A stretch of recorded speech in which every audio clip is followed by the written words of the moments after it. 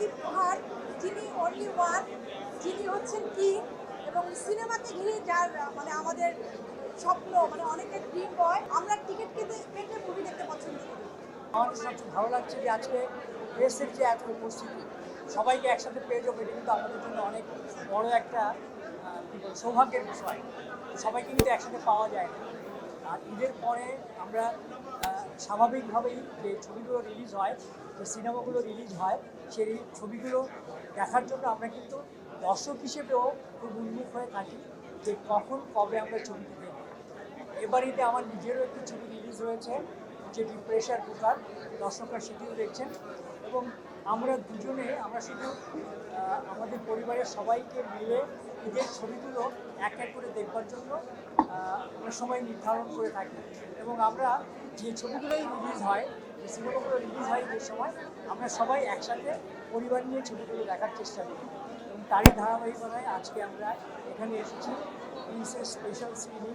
আমরা অবশ্যই আশা করব যে প্রিন্সের যারা কলাকুশলী আছে, বিশেষ করে আমাদের শাকিব খান, তার যে ছবি এবং আবু হায়াত মাহমুদ ডিরেকশন দিয়েছেন, এই ছবিটি দর্শকদের কাছে অবশ্যই ইতিমধ্যে অনেক বাইক তৈরি করেছে এবং ঈদের যে কয়টা ছবি ইতিমধ্যে রিলিজ হয়েছে, সবগুলো ছবি দর্শকদের কাছে খুব টেনেছে দর্শকদেরকে।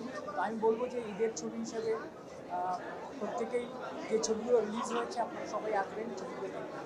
আমি আমার প্রেশার কুকারের বাইরে আমি আজকে প্রিন্স ছবিটি দেখতে এসেছি এবং আমার তালিকায় অন্যান্য যে ছবিগুলো আছে, বঙ্গলতা এক্সপ্রেস, দম, আর যে ছবিগুলো আছে, সেই সবগুলো ছবি দেখার পরিকল্পনা আছে।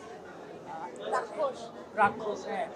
তো ঈদের যে সব ছবিগুলো আছে সবগুলো ছবি দেখার পরিকল্পনা আছে, ইশারা দেখবে। যেটা বলেছে যে আজকের যেটা হচ্ছে যে প্রেস শো, যেটা প্রেস মিট, এটা মানে অসাধারণ।